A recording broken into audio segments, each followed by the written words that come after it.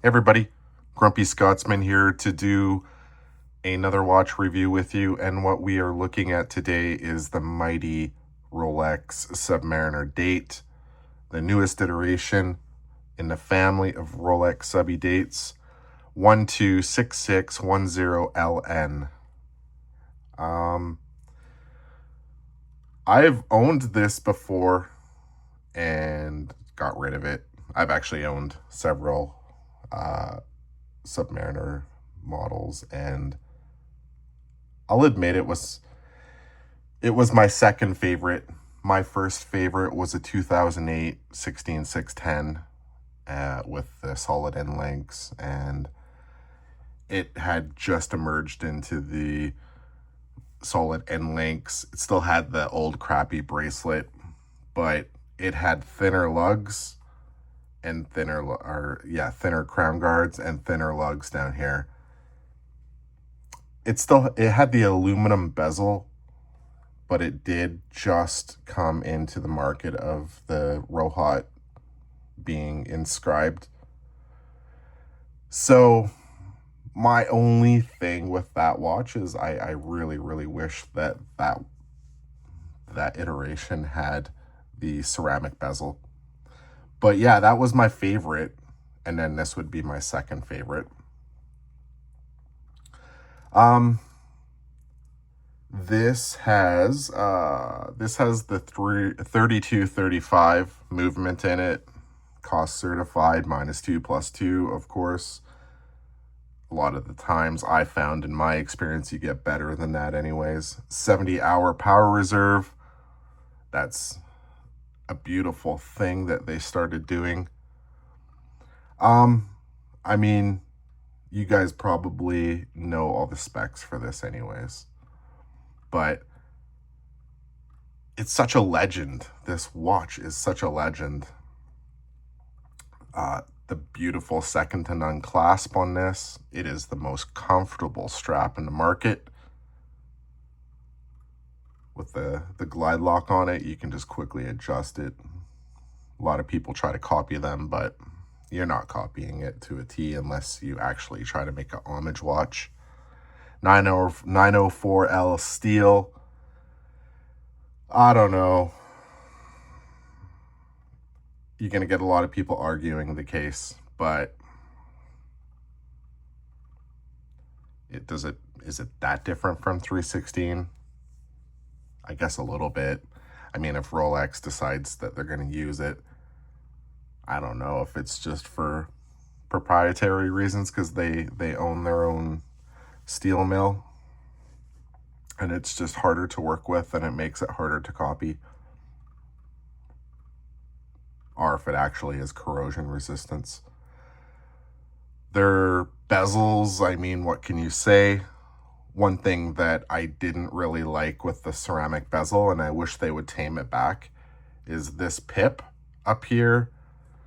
It protrudes quite a bit, probably a whole millimeter. It sticks out of the bezel. Just seems like a recipe for disaster. Mind you, that's a whole lot of assumption because nothing ever happened to any of my bezels. I just found it strange that it was protruding a whole millimeter out of the bezel. Other than that, everything about their bezel system, from their ceramic to their engraving to their indentations, their knurling on their coin edge here, it's impeccable. They get it right. The sound, the click, the tension on it. All right, let's go up here, and we're just gonna check out the Chromolite. So in Canada, you're looking at $13,150 as of today. And we're in the first week of December here in 2024, so here's the night mode. And let her adjust a little bit.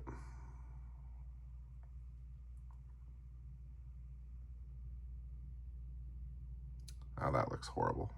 All right. Yeah, the Chromolite, they definitely don't get it right like Seiko does for lume. Seiko just blows it out of the park for their lume. Chromolite, I found in my bluesy and in all my models that it lasts for like maybe this strength here. An hour and a half, 2 hours tops, and it just fades out really bad. And you just have a really, really dim, barely perceptible hue that you can make out the time if you squint your eyes. Seiko, on the other hand, they get it right. I don't know what crazy toxic stuff they put in their lume, but holy moly. Anyways, let's go back. Let's check this out. Bring it down.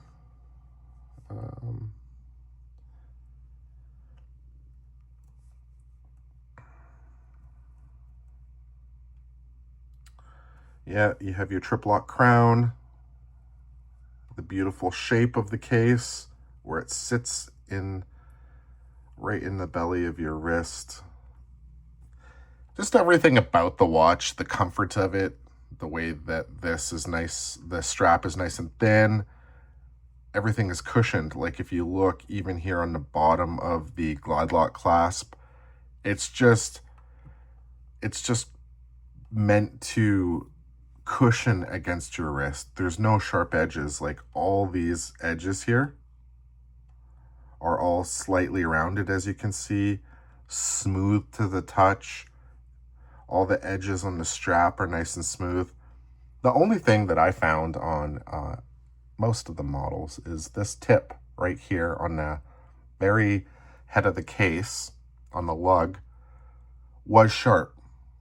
It kind of looks like in this digital photo, it's slightly rounded now. That might be the case. I hope they did that because it gets sharp. That thing is sharp, like, but you know, we're really searching for problems here. Yeah, it's a beautiful watch, guys. I loved it.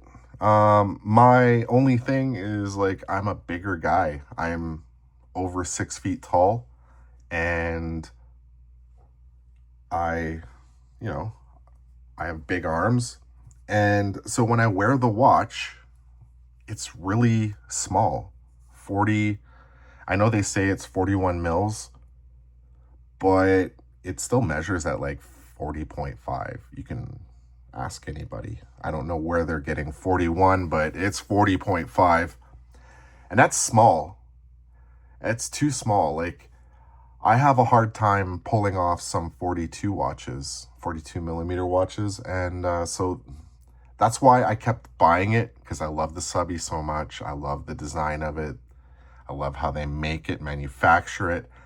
I love the history of the watch. I want to wear this goddamn watch so bad, but it's just too small for me. And so I always have that really brief honeymoon phase with this watch, and then I end up getting rid of it out of frustration because it's too small. And I know a lot of people will say, well, just go get the Deep Sea, which is 44. But for me, the thickness of the Deep Sea is crazy. Like, this is perfect. This is 12.5 or 12.4, I believe. This is one of the most wearable dive watches on the market. Nice and beautifully thin, the way the back of the case is, everything. You have a lot working in your favor with this watch. My only thing is that it is too damn small. I know that this hits the sweet spot for a lot of people, like 40 mils. It's too small. I like a bigger dial. It just, when I look down, I want to see a watch with a little bit of stature. I wish they would do the no date and the date, with an option of having like a 44 mil, not the deep sea, not a really thick deep sea or anything like that. I don't care for those models. They're too thick. They're like 18 mils thick. That's insane. That's like a Breitling. I'm talking like these exact watches, just in a bigger circumference, and you could keep these models for the majority of other people. I would get rid of all of my watches and only ever wear this. Ever.